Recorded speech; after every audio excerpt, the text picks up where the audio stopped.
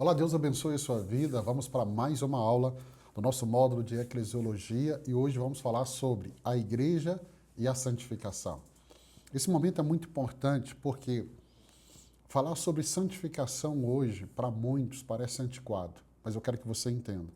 A santificação, ela é parte essencial da vida da igreja. A igreja, ela é um instrumento usado por Deus não apenas para chamar a salvação, mas também a santidade contínua. Santidade contínua. Então a igreja existe sim para anunciar o perdão dos pecados, mas também para formar um povo santo que vai refletir o caráter de Cristo no mundo. 1 Tessalonicenses, capítulo 4, verso 3, Paulo diz assim: porque esta é a vontade de Deus, a santificação de vocês. A santificação, ela não é opcional, mas ela é um processo contínuo pela qual o Espírito Santo vai moldando o caráter do cristão. E não só do cristão, mas vai moldando o caráter da comunidade, ou seja, da igreja. Cristo, João Calvino vai dizer assim: Cristo não nos justifica sem, ao mesmo tempo, nos santificar. A graça de Deus nunca é ociosa, mas sempre produz frutos de santidade. Então, a graça que nos alcançou e nos salvou, ela também trabalha para que, ao mesmo tempo, que nós somos justificados, nós também passamos por esse processo de santificação. No livro A Igreja que Jesus Sonhou, eu escrevi assim: Jesus sonhou com uma igreja santa, não perfeita em si mesmo, mas separada para Deus, vivendo em obediência e refletindo sua glória no mundo. Então, este é o desejo de Jesus para a sua igreja, uma igreja santa, sem mácula, limpa, que foi preparada e adornada para encontrar com Ele. Então, qual é a definição de santificação? Isso é muito importante. O que é? Santificação é a obra de Deus pela qual somos separados para Ele e transformados progressivamente à imagem de Cristo. A gente vai ver isso em 1 Tessalonicenses 4, 3, 2 Coríntios 3, 18. Então, santificação é o processo pela qual nós fomos separados por Ele, para Ele, e somos transformados progressivamente à imagem de Cristo. Ou seja, é um processo, não é algo instantâneo, é um processo que vai continuar até o final da nossa vida. 3 tempos bíblicos aqui, quando pensamos em santificação. E a teologia reformada trabalha nesses pontos. Primeiro, definitiva / posicional, ou seja, aponta para o passado. Ou seja, fomos santificados em Cristo. Isso que fomos arrancados do domínio do pecado. 1 Coríntios 1, 2, Hebreus 10, 10 mostra isso. Deixa eu ler para você. É importante que eu leia esse texto aqui com você. 1 Coríntios, capítulo 1, verso 2.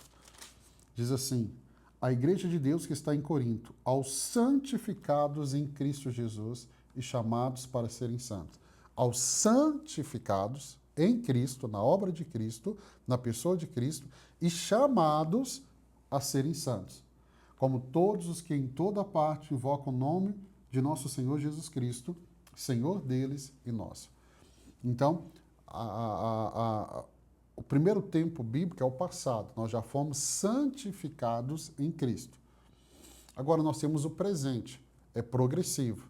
Nós crescemos em obediência, nós crescemos mortificando o pecado e vivificando a nova vida. Isso é muito claro. Olha, deixa eu ler para vocês. Romanos, capítulo 8, verso de número 13. Romanos 8, 13, vai dizer assim, ó. Pois, se vocês viverem de acordo com a carne, morrerão. Mas se pelo Espírito fizerem morrer os atos do corpo, viverão. Então, ou seja, no presente é algo progressivo. Esse processo de santificação, ele passa pela nossa obediência que vai crescendo. Pastor, a obediência cresce sim. A obediência que vai crescendo, a mortificação do pecado, né? E vamos sendo vivificados na nova vida em Cristo Jesus. Então, nós falamos do passado, do presente e também tem um futuro, que é consumado. Ou seja, na glorificação, nós seremos plenamente conforme o Filho, conforme Cristo. Então, no passado, nós já fomos santificados em Cristo. No presente, estamos sendo santificados. A carne está sendo colocada no lugar dela, né? A nossa obediência está crescendo e no futuro é o processo da glorificação. Quando a Bíblia fala de santificação, aí a gente precisa ir na primeira carta de Pedro, 1 de Pedro, capítulo 1, verso 15 e 16, vai dizer assim, ó, verso 15 e 16. Mas, assim como é santo aquele que o chamou, sejam santos vocês também em tudo o que fizerem. Então, Deus nos declara santos em Cristo. Então, Ele vai nos chamar a viver em santidade. E aqui, o indicativo é imperativo. Ou seja, é um processo santificando em todo o tempo. Então, a santificação, ela acontece na nossa união com Cristo, ok? Mas ela continua nesse processo presente. Então, nós vamos caminhando e vamos trabalhando no poder que opera em nós, que é o poder de Cristo. Então, preciso da mortificação da carne, mortificação do pecado e precisamos da vivificação, que é reviver para essa nova vida por meio da justiça. Ou seja, tudo em Cristo Jesus. Wayne Grudem vai dizer que a santificação é processo de morrer cada vez mais para o pecado e viver cada vez mais para a justiça, inseparável da união com Cristo. Então, que a santificação é o processo de morrer cada vez mais, por isso que é progressivo, né, para o pecado, para a carne e viver cada vez mais para a justiça de Deus, inseparável da união com Cristo. Porque esse processo ele só é possível uma vez que eu estou unido com Cristo. Qual é o papel da igreja na santificação? A santificação é comunitária. Então Deus nos coloca em uma igreja local para crescermos. Se ela é progressiva, nós precisamos da igreja local para continuarmos esse processo. E aí dentro da igreja nós encontramos a pregação do evangelho, nós encontramos os sacramentos, as ordenanças que nós já falamos aqui, nós encontramos as disciplinas bíblicas, o acompanhamento pastoral ou acompanhamento por um líder, a mutualidade dos uns dos outros, ou seja, na instrução, no suportar, no exortar, nos dons, e a formação intencional. Essa formação intencional, ela passa pela formação dos novos membros, a trilha de discipulado, a mentoria, o pastoreio, o ensino teológico, como está acontecendo aqui. Então, quando Calvino diz que a igreja é a mãe e escola dos crentes, é ela que vai nutrir esses na palavra, no sacramento, nas disciplinas. Por isso que para a santificação nós precisamos da igreja. E aí vem as liturgias semanais, que é um processo aonde, por exemplo, ao ouvir a palavra de Deus vai nos limpando. Então, o processo de santificação, ele acontece na vida em comunidade. Quais são os meios de santificação na igreja? Os meios ordinários, meios ordinários de graça, essa é uma frase da teologia reformada. Quais são os meios ordinários de graça? Então, vamos lá. Palavra, seja ela lida, seja ela pregada, seja ela ensinada, memorizada, meditada, a palavra, a oração. Aí ela pode ser pessoal, ela pode ser familiar, ela pode ser congregacional. Por isso que Efésios 6,18, Atos 4,31, nós vemos ali esse apontamento que devemos orar em todo o tempo. Nós temos os sacramentos, o batismo, a identificação dessa nova vida, a ceia, essa nutrição espiritual, é o autoexame, a comunhão. Nós temos um momento de koinonia, a comunhão, que é a prestação de conta, encorajamento, a carregar fardos. Tudo isso nós já vimos aqui.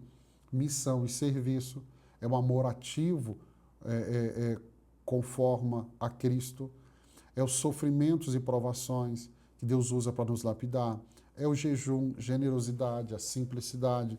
Então, santificação no cotidiano. Ela deve acontecer no trabalho, ela deve acontecer na família, ela deve acontecer no momento também do culto.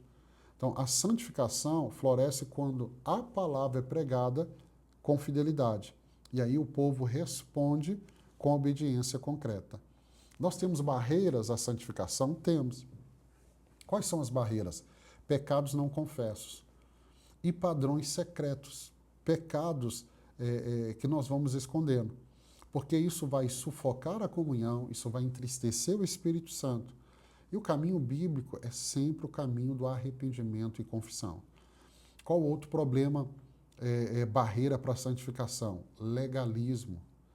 O legalismo tenta mudar por regras, não tem graça. Né? E nós temos também a licenciosidade, que é baratear a graça. Ou seja, tudo pode. Então nós não podemos ser legalistas e não podemos entrar também nesse caminho que tudo pode. Qual é o remédio? É a graça que educa, é a graça que ensina e é a vida no Espírito. Quais são as barreiras para a santificação? Conformidade cultural e distrações. Esse é um desafio para nós hoje. Nós podemos ser levados a sermos moldados pelo século presente. Paulo vai falar em Romanos 12, 2, como isso é complicado. E aí nós podemos fazer, por exemplo, da nossa carreira um ídolo. Nós podemos fazer da tela aquilo que vai nos aprisionar. E aí nós precisamos entender que nós temos uma cultura e ela vai tentar nos moldar a ela. E nós temos um momento que nós estamos vivendo das distrações. E essas distrações podem nos levar longe desse caminho de santidade. Outra barreira é o isolamento. É o anti-eclesiologia. Ou seja, a santidade ela não sustenta solitariamente. Nós temos que estar em uma igreja, nós temos que estar em uma comunidade. Em uma comunidade. Outra barreira para a santidade é a má doutrina. É uma espiritualidade, hoje nós estamos visto muito de performática. E aí é um problema. Por quê? Porque uma doutrina má, ela vai nos desviar, ela vai formar um entendimento que nós podemos trilhar um caminho que é totalmente contrário da santidade. Então nós temos que ter ensino, nós temos que ter uma boa teologia aplicada. E outro problema da santidade é as feridas e os abusos espirituais. Então, uma pessoa que passa por uma experiência de uma comunidade, isso pode gerar traumas, isso vai minar as práticas espirituais. E aí ela tem a dificuldade de passar por esse processo de santificação. Deixa eu dar alguns exemplos para a gente caminhar para o final de santificação comunitária. Primeiro, identificação coletiva. Nós vamos ver isso quando a Bíblia fala em 1 Pedro 2,9 que nós somos nação santa, sacerdócio real. Ele não está falando de um indivíduo, ele está falando de todos. A dinâmica de crescimento, né? Efésios 4, verso 11 ao 16, Deus dá um ministério para edificação de todo o corpo, não de um indivíduo apenas. E aí nós precisamos entender que na comunidade nós temos o caminho que vai nos santificando. A liturgia, se ela é centrada no Evangelho, aí eu tenho confissão, eu tenho palavra, eu tenho tempo de mesa, eu tenho pactos de membresia, que são compromissos de santidade e comunhão, mentorias, discipulado, né? Diaconia, e aí eu tenho o serviço de misericórdia, disciplina redentiva, que vai corrigir, proteger e restaurar. Então, entenda, a santificação, ela vai acontecer em comunidade. Ela vai acontecer no seio da igreja. E quais são os impactos para as nossas vidas? E aí eu termino aqui. O impacto vão ser em pessoas, na igreja e missão. O impacto pessoal, vai haver alegria, vai haver liberdade, vai haver integração de caráter, perseverança e esperança. Isso é um impacto pessoal. O impacto da igreja, o impacto eclesial. Nós vamos ter credibilidade pública, unidade, saúde, multiplicação de líderes com caráter aprovado. Então, é o resultado. E nós vamos ter o resultado missional, que é de missões, que é autoridade no testemunho, atração do evangelho, porque uma santidade bela, ela não é arrogante, ela serve e ela atrai pessoas. E vamos ter coerência com a grande comissão, ensinando a obedecer. Então, a santificação, ela é um processo para toda igreja, para toda igreja. No livro Não Desperdice a Sua Vida, o Samuel escreveu assim: santidade não é restrição, é direção. Viver para aquilo que tem valor eterno. Então, Deus está nos chamando para esse caminho de santidade. Eu não posso pensar em igreja sem pensar em santidade. Igreja não é um clube aonde eu vou e faço parte. Igreja é a noiva de Cristo. Ele me comprou, me santificou nele e agora, através da igreja, do Espírito Santo, ele está fazendo esse processo de santificação na minha vida. Eu quero abençoar você. Glória a Deus. Estamos aqui no finalzinho já desse módulo. Amanhã, se Deus permitir, eu vou falar com você sobre a igreja e o futuro, a nova criação. Então, eu te vejo amanhã. Deus abençoe. Parabéns, porque só de estar aqui, assistindo essas aulas, isso mostra o quanto você deseja essa santificação. E isso acontece também nesse momento do ensino. Deus abençoe sua vida. Eu te encontro aqui amanhã.